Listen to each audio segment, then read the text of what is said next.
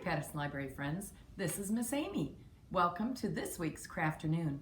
Miss Jamie's been a little under the weather, so I'm going to fill in for her for a week or two, but we'll be seeing her back shortly with all her great crafts. So today we're going to do a cool apple craft. I don't know about you, but this time of year, I know the apples are getting ripe. I'll bet you can think of a lot of things that you can make out of apples at home.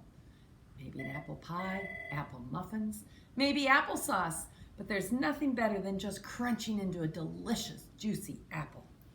So today, we're going to make a very cool paper plate apple. And it's pretty easy, but you have some decisions to make. I started one, and I'm going to tell you how I did it. Only things you're going to need are some things that we'll leave in a bag for you up at the desk at the library. You'll need a paper plate or a piece of white paper. If you don't have paper plates at home and want to make extras, you can use white paper. You'll need a little red paper, some green paper, just a little, and a tiny bit of brown paper.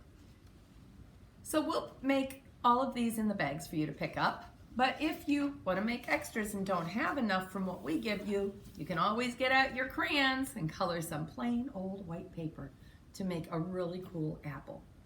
Now we have two techniques that we can use for our project today.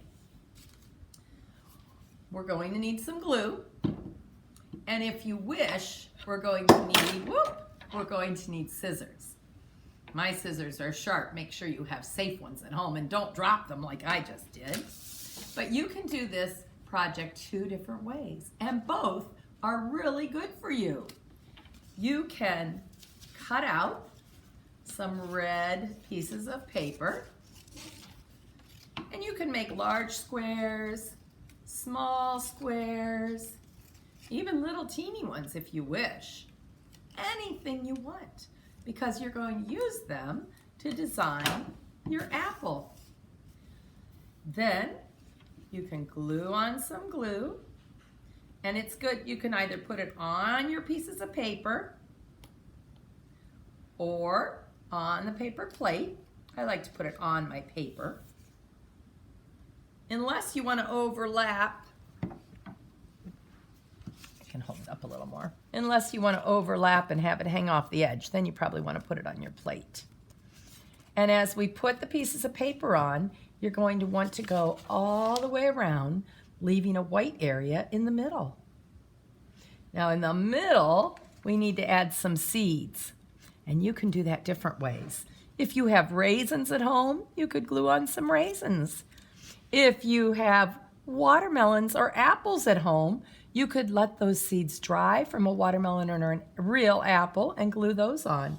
And today at the library, because I don't have food here, I'm going to put some seeds on with my marker. Markers, crayons, even paint. So add some seeds to your apple. And then you see who came to visit my apple. A little green worm. If you don't pick those apples off the tree fast enough, the worms might find them. So you'll use a piece of green paper to cut out a little worm. And you can trace your finger for a sample if you'd like to. And then you can cut that out and glue him on. I gave him some little eyes and some little stripes. And you can make him different shapes, or you can make him curving more. Then I added a stem, which you can cut easily out of paper, and a green leaf.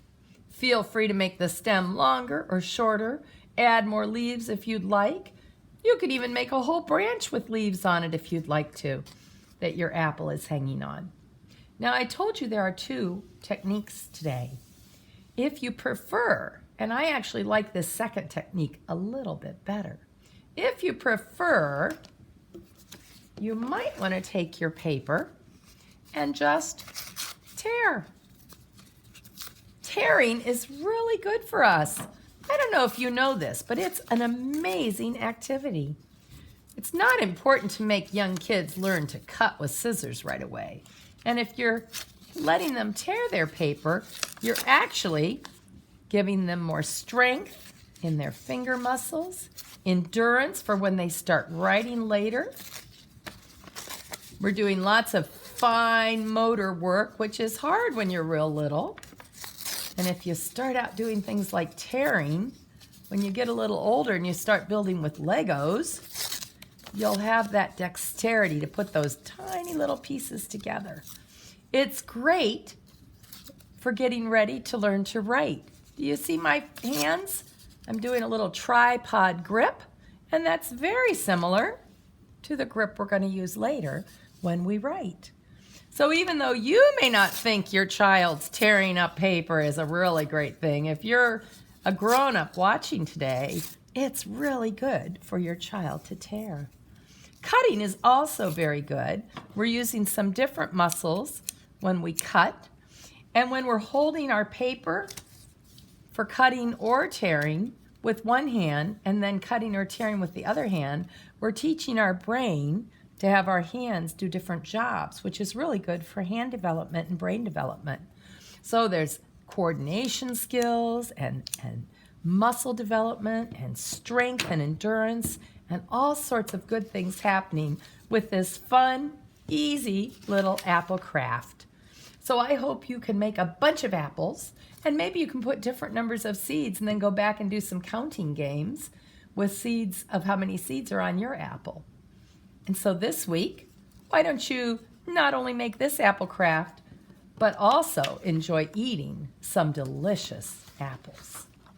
I'm going to be doing an apple story time on Friday of this week for the preschool group. And no matter what age you are, you're more than welcome to come and hear some apple stories and have some apple fun with me on Friday.